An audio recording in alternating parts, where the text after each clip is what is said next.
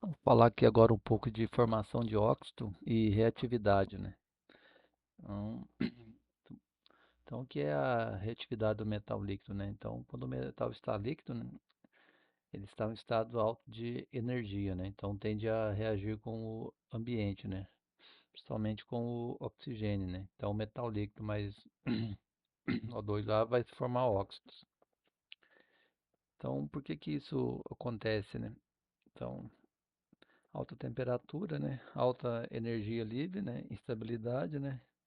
Contato com ar, né? Areia, escória, né? O metal ele quer voltar para o seu estado mais estável, né? Ele quer o quê? Ele quer formar óxidos. Então, a formação de óxidos, né? O que acontece na prática, né? Então, tipo de formação, né? Vai formar um filme, né? Superficial e no seu metal. Então, principalmente em forno cubilô, né? Já tive a oportunidade de presenciar quando o metal sai do forno e transfere para a panela por cima dele assim, ó, ele cria um filme, né? Superficial, né? Então está dizendo que o metal está oxidado, né? Também quando solta umas estrelinhas, também quer dizer que o metal está oxidado, né? Forma uma pele, né, na superfície do metal, né? Exemplo, óxido de ferro, sílica, né? Então, óxidos dobrados, né, bifio crítico, né, durante a turbulência, né, a película dobra e entra no metal, né. Então, essa turbulência é principalmente no sistema de alimentação, né, sistema de enchimento, né. Então, se tiver com velocidades muito altas, né, então tende a ter mais turbulência, né, e vou ter mais formação, né, desses óxidos, né. Então, inclusão de óxidos, né, partículas sólidas dentro do metal, né. Então, uma analogia, né, pensa no metal como a água quente, né, como uma película de óleo, né. Se mexer suavemente, fica na superfície, né. Se a gente agitar, o óleo entra e mistura, né. Então, isso é exatamente o que acontece com os óxidos. Então, por que o metal, né, ele prefere o oxigênio, né? É uma termodinâmica, né? É uma energia de Gibbs, né? A gente consegue também observar isso pelo diagrama de Elingham. Vou estar mostrando depois também, né? Então, a reação se acontece se ela for energeticamente favorável, né? Então, o oxigênio que ele forma óxidos muito estáveis, né? A reação libera muita energia, o delta G aqui, né? Que seria a energia livre de Gibbs, aqui, né? Muito negativa, né? Então, o resultado, uma reação espontânea e intensa. Então, um exemplo é o ferro mais o óxido de ferro, né? Então, vou ter aqui o óxido de ferro, né? O nitrogênio, né, ele é uma molécula estável, né, ligação tripla, ele é difícil de quebrar, né? Reage pouco diretamente, precisa de condições específicas. O que ele faz na prática, ele dissolve no metal, né, principalmente em aço, né? Então, o problema que gera, né, fragilidade, né, e formações de nitretos, né, principalmente em contornos de grão. E o hidrogênio, né, não forma óxidos sólidos como oxigênio, tem alta solubilidade no metal líquido, né? O que acontece é que ele dissolve no metal. Depois, na liquidificação, sai da solução, né? Então, ele vai, tende a formar o que? Porosidades gasosas, né? Então, o oxigênio, ele vira uma sujeira sólida, óxido, o nitrogênio entra silenciosamente e o hidrogênio entra e depois vira bolha. Então, aqui um resumo, né? Oxigênio, hidrogênio, nitrogênio e hidrogênio.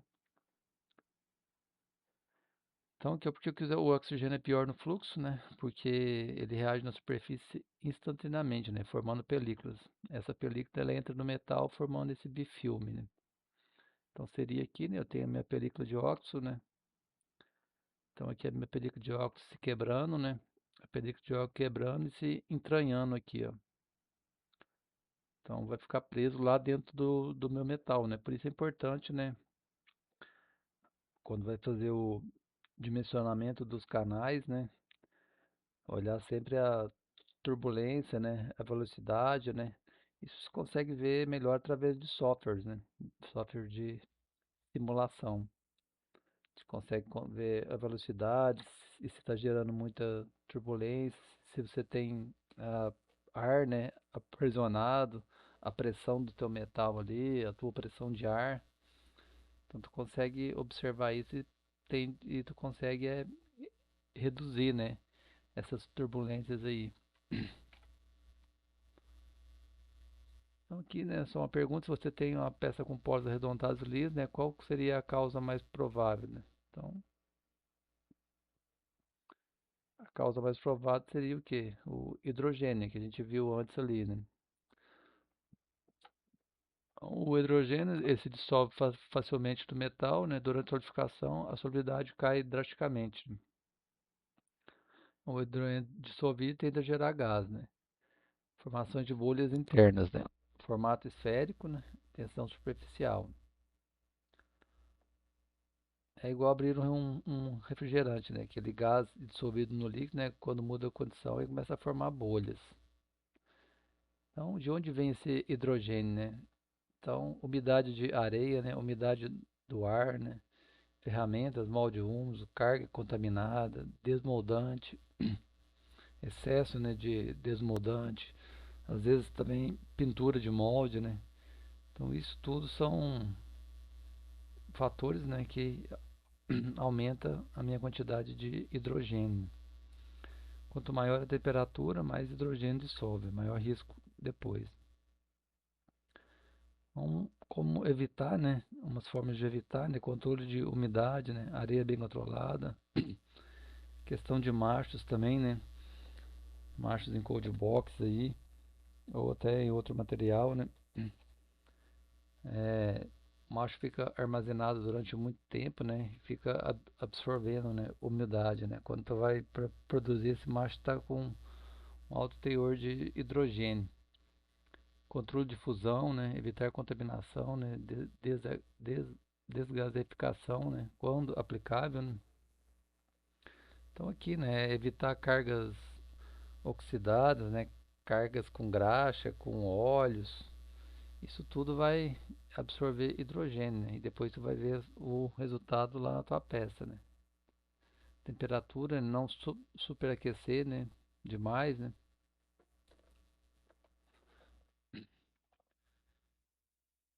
Então, como a umidade do ar entra no processo, né? Ar úmido, né? Presença de vapor, né? De água, a gente comentou, em contato com o metal líquido, né? Alta temperatura, né?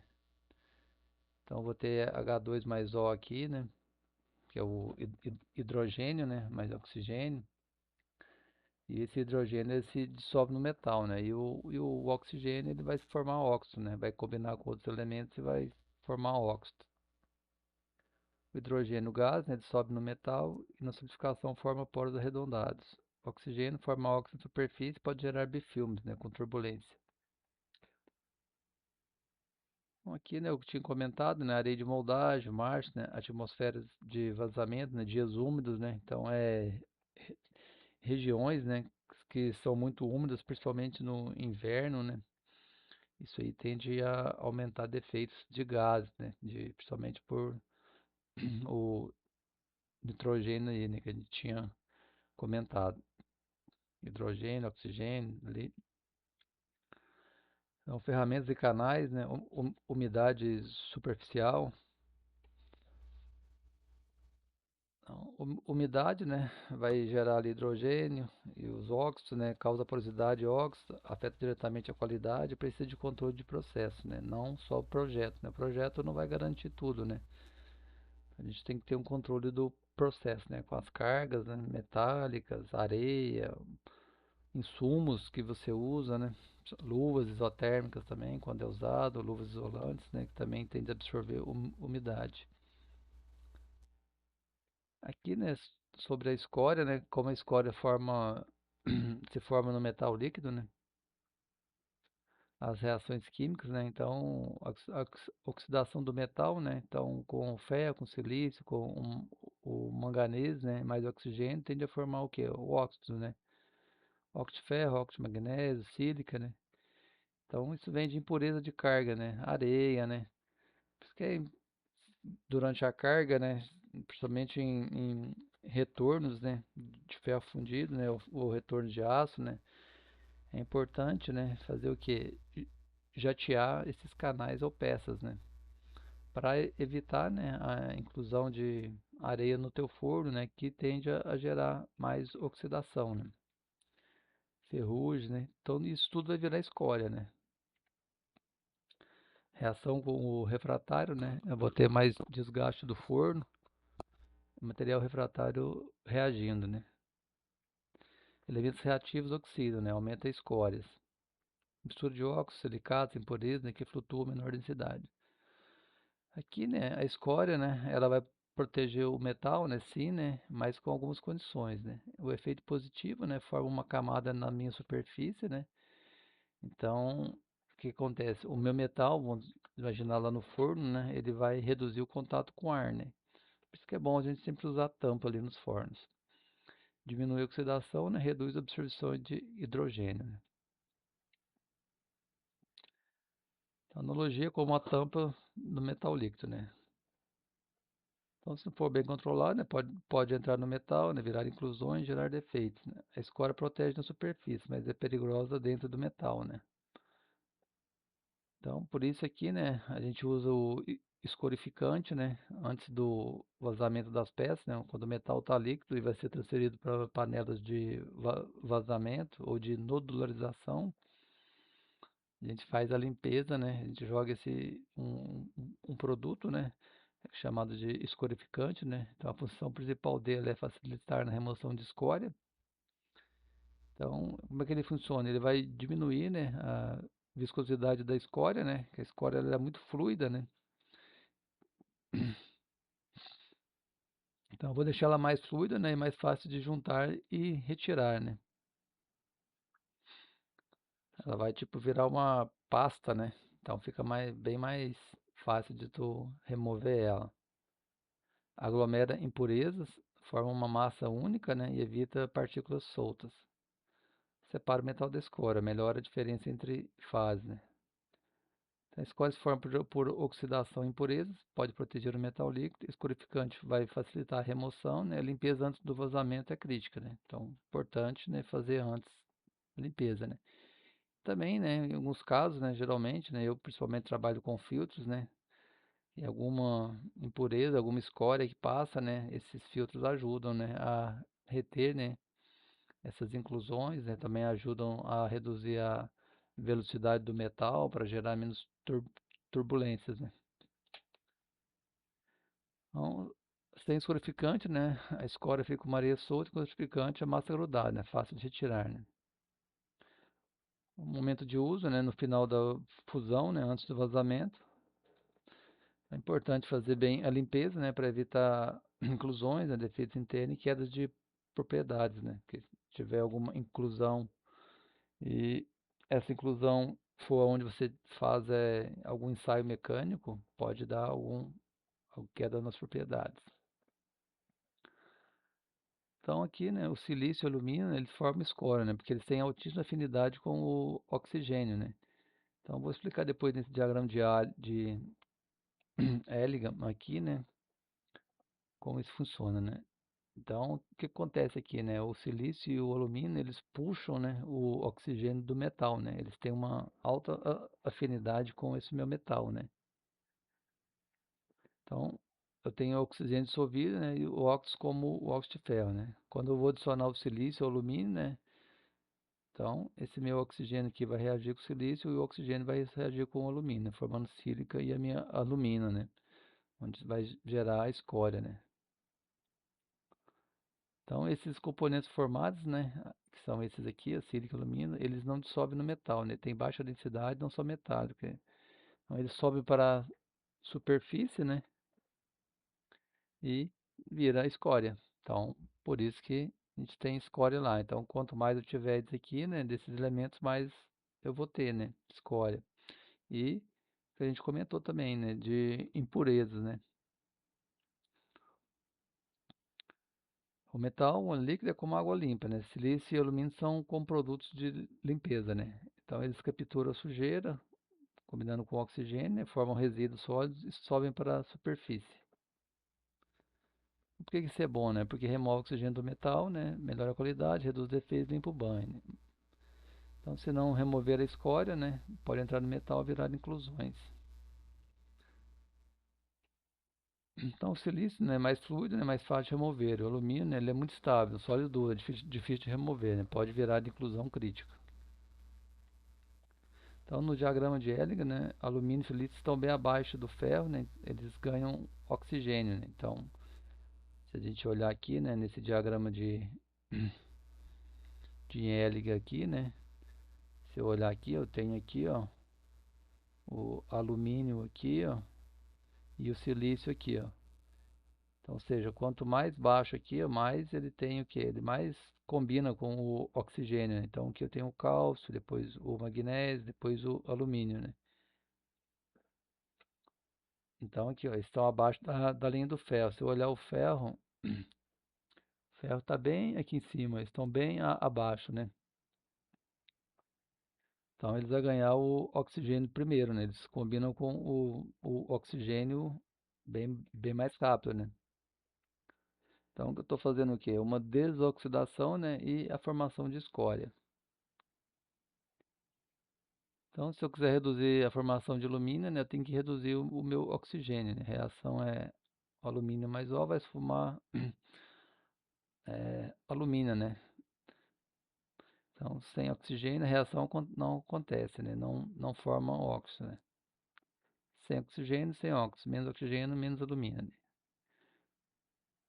O que mais gera oxigênio no processo? Tá? Entrada de ar, né? Forno aberto, vazamento exposto, turbulência, né? Então, quebra o fluxo, incorpora ar, né? Umidade e gera oxigênio reativo, né? Então aqui, né, algumas causas, mecanismos, né, e ações, né.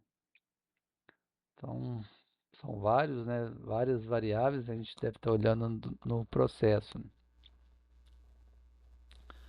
Bom, aqui umidade da areia, né, mares mal curados, alta umidade do ar, superaquecimento, tempo longo de espera no forno, panela, turbulência no enchimento, né, sistema de canais mal projetado, né. Então aqui o mecanismo, né, defeitos típicos e como minimizar, né. Aqui também uma continuação, né? Velocidade de enchimento, mal de frio, né? Excesso de ligante no macho, né? Isso aqui é trabalhar com muita resina, né? Resina em excesso, né? Então isso tudo vai influenciar, né? Na formação de defeitos, né? Falta de desgasificação, né? Escória não removida. Tá, agora falar então um pouco aqui sobre esse diagrama de Ellinger, né? Então esse aqui a cara desse diagrama, né? Então esse diagrama que é um gráfico que mostra, né, a facilidade do metal reagir com o oxigênio, né? Então, ou seja, aqui quem vai oxidar mais fácil, né? Quem oxida menos, né? Quem consegue roubar o oxigênio do outro, né? Então pode pensar assim, né? Cada elemento químico ele tem uma vontade de reagir com o oxigênio, né? Alguns amarram forte, oxidam fácil, outros não ligam muito. Então, o diagrama, né, ele mostra quem ganha essa disputa. Então aqui, né, no eixo Y, na minha vertical aqui, né, eu tenho a minha energia livre, né, energia livre de Gibbs, que seria aqui, né. Então quanto mais negativo, ó, tem aqui do zero, aqui está menos 1200, né, mais estável aqui será o que? Esse meu óxido, né, ele vai se formar mais fácil, né. Quanto mais baixo, né, eu vou ter maior afinidade com o oxigênio. Então aqui, ó, eu comentei aqui, ó. Então quanto mais baixo aqui, eu tenho mais afinidade com o oxigênio. Então aqui, se a gente for olhar aqui, ó, o primeiro seria o cálcio, aqui o magnésio, alumínio, titânio, silício, depois manganês, cromo e por aí vai. Aqui o ferro, né? O eixo X, né, que seria a minha temperatura aqui. Então a linha mais baixa aqui, né, elemento que oxida mais fácil. Então seria o meu cálcio aqui, né, que vai oxidar mais fácil. Então se eu comparar o alumínio e o ferro, o alumínio está mais baixo no gráfico, então ele ganha oxigênio. Então comparando aqui meu alumínio com o ferro, indicado na seta, então ele vai ganhar o oxigênio, né, mais fácil, né? Então o que forma óxido mais fácil, né? A linha mais baixa, quem reduz quem? Então, o de baixo aqui, né, ele vai reduzir o de cima. Então, aqui, né, o cálcio aqui, ele reduz, né, o meu magnésio, né? Então, a temperatura que importa, né? As linhas mudam com a temperatura, né? Então, aqui, né, se eu ver aqui, ó, por exemplo, aqui eu tenho o magnésio e o alumínio, ó. Quando as linhas se cruzam aqui, ó, veja aqui que o magnésio, ele passa para cima, né? Aqui, ó. E o alumínio ele fica embaixo aqui, ó. Então veja que muda aqui, ó. Quando a minha interseção, esse aqui passou para cima, esse aqui ficou embaixo, ó. Inverteu, né, o que estava aqui. Então, consequência prática, né, alumínio mais o óxido de ferro, né, vou somar alumínio mais ferro. Então, aqui, né, o meu alumínio aqui, ele o que? Ele reduz o óxido de ferro, né? Então, aqui, ó, alumínio e ferro. Então, esse meu alumínio, como ele está embaixo aqui, né? Ele vai reduzir esse meu óxido de ferro, né? Vamos ver o que acontece aqui, ó. Esse oxigênio aqui, ó, passou para cá, ó. Então, ele reduziu esse óxido de ferro. Então, tem essas escalas aqui também, ó, nesse contorno aqui, ó, esse CO, essa razão CO, CO2 aqui, H2O, H2O. Esse P0 aqui, né, que seria o quanto de oxigênio disponível, né, se tem, né. Então, condições de oceanofera para ocorrer redução, né? Em outras palavras, ela diz quão oxidante ou redutor é o ambiente, né? Então, a razão aqui, CO sobre CO2, né? CO é o monóxido de carbono, né? CO2 aqui é dióxido de carbono. Então, CO que seria o gás redutor e o CO2 é o gás oxidante, né? Então, a interpretação, né? Se o meu CO é muito alto, ele é redutor. Se o meu CO2 aqui muito baixo, ele é meu oxidante. Um exemplo em forno a coque, né? Por ter muito CO, né, reduz óxido. Pouco CO, a oxidação predomina. Monóxido de carbono, né, que seria o CO aqui, né, é o carbono mais oxigênio, eu vou ter um átomo aqui, diferente do CO2, né, dióxido de carbono, que eu vou ter dois oxigênio aqui, né, dois átomos. Pouco oxigênio, CO2, muito oxigênio oxidante. Então, o meu CO aqui, ele quer virar CO2, né, então, ou seja, ele rouba oxigênio de outros compostos, né, por isso ele reduz os óxidos. Exemplo aqui, né? Óxido de ferro com o CO2, né? Então veja aqui que ele está o que? Ele está reduzindo, né? Aqui o meu ferro. O CO, né, tirou o oxigênio do ferro, do óxido de ferro, né? Então forma ferro metálico e vira CO2. E a escala aqui, né, do hidrogênio aqui, né? Mesmo caso, né? Redutor, oxidante, né? Quando tem relação mais alta é redutor e baixa é oxidante, né? Atmosfera úmida, mais hidrogênio, mais oxidante, mais defeitos. As escalas de pressão, né, que são essas aqui. Então, a pressão parcial de oxigênio, então alta aqui, ó, muito oxidante, média, moderada e baixa, fortemente redutor, né? Então, aqui, ó, esse PO2 aqui, né, seria a quantidade de oxigênio que eu tenho, né, disponível, né? Então, se eu tiver muito O2, né, tudo oxida, pouco, a redução acontece. Então, eu vou ter a minha redução, né, do oxigênio. Então, aqui só uma interpretação de valores, né? Então, quanto o valor aqui tiver aqui muito baixo, né? Então, veja aqui, ó, ele é extremamente redutor, né? Aqui, ó, muito oxidante, né? Que seria um ATM aqui, 10 a 0, né? Muito oxidante. Ou seja, eu vou ter muito oxigênio, né?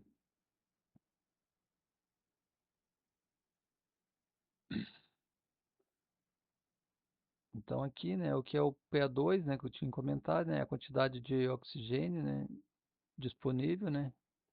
Então, se eu tenho alto esse meu PO2 aqui, né, vou ter muito oxigênio, e baixo eu vou ter pouco oxigênio.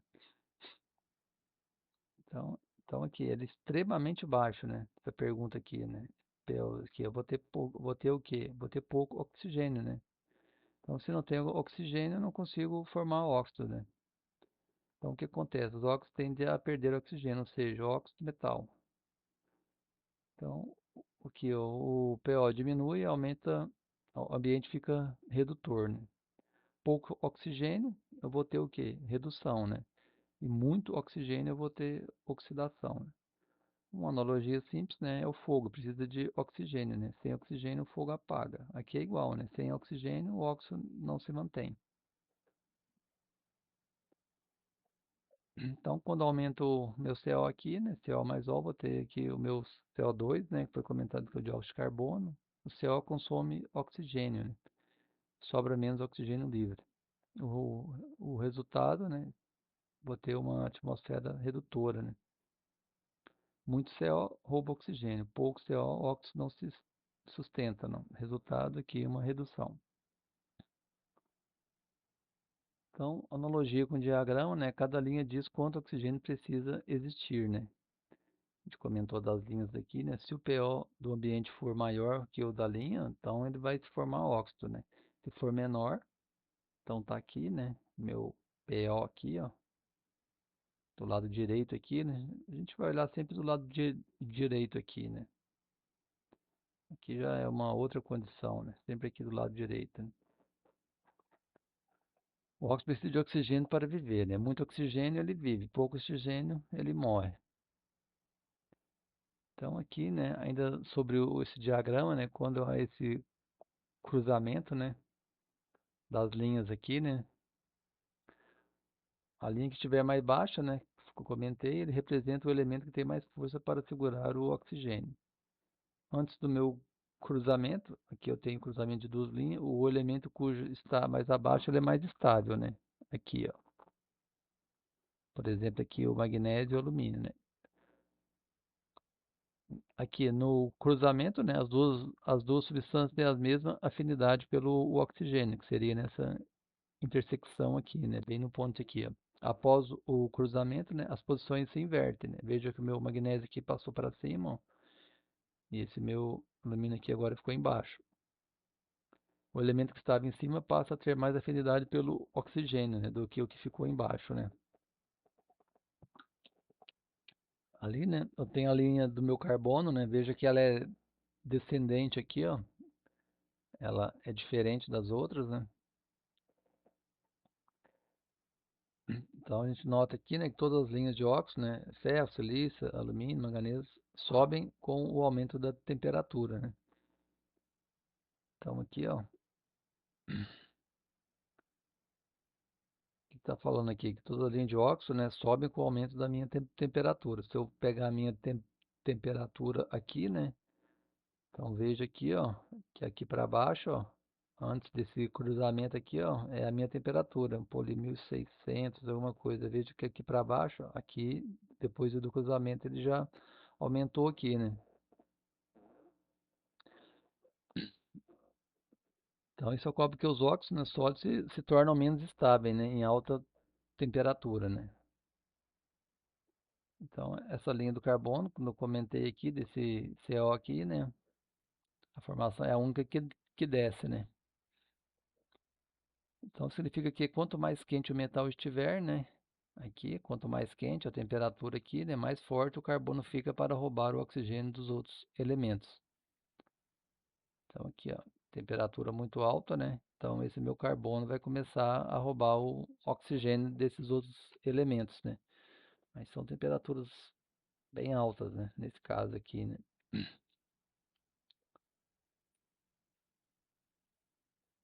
Então aqui um exemplo do cromo, né? Aqui, e silício. Então está fundindo um aço ligado, né? A linha do carbono com a linha do cromo, que é aqui, ó. Então abaixo dessa temperatura, né? Que seria a esquerda aqui, né? O oxigênio prefere se ligar ao cromo, né?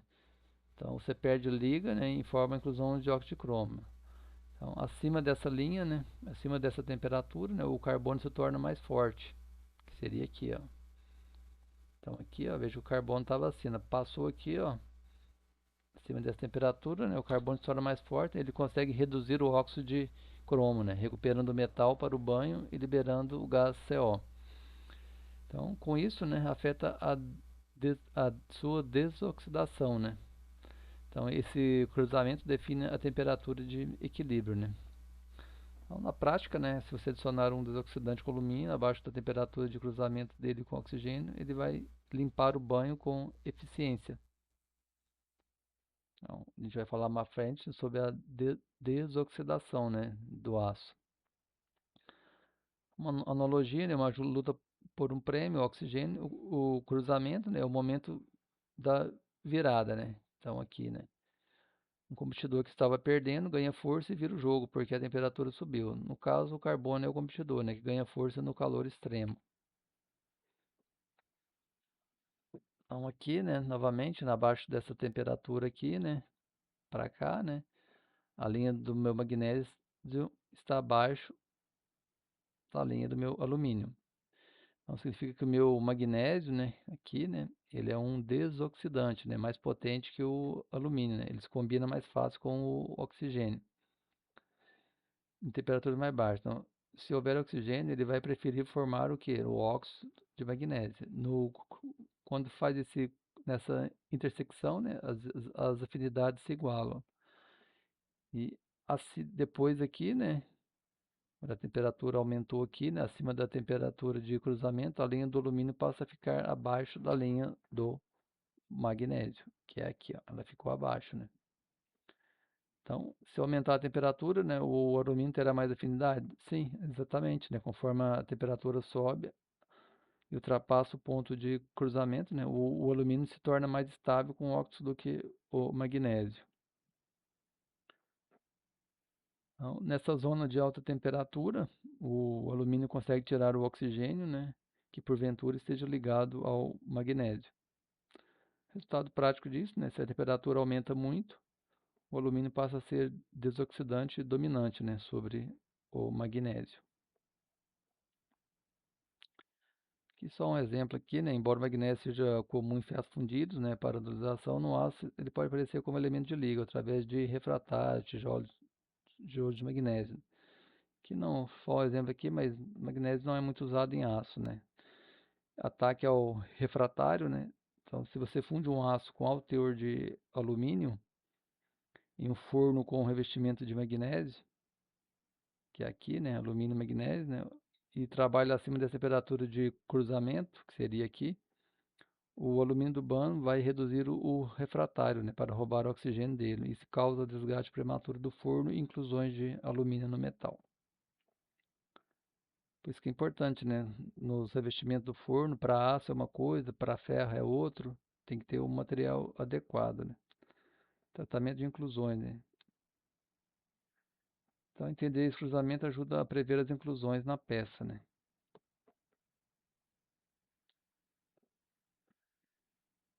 Então, aqui novamente, né, o cruzamento, né, alumínio versus carbono, que seria aqui, né, alumínio, magnésio aqui, carbono. Então, esse aqui é um exemplo que a gente deu, bem similar do anterior, né?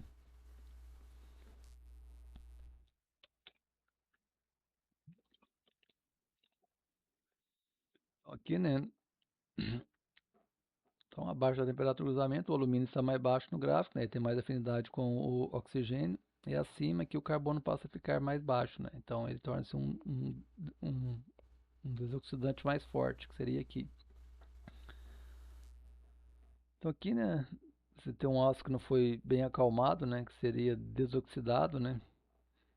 Durante o resfriamento da cavidade do óleo, a temperatura cai e atravessa esse ponto de cruzamento, né? Então o oxigênio que estava quieto no metal líquido começa a ser expulso conforme o metal solidifica, né? Se o alumínio não tiver em quantidade suficiente para prender ele, né, esse oxigênio abaixo do cruzamento, o carbono reagirá com ele. E o resultado será bolhas de gás.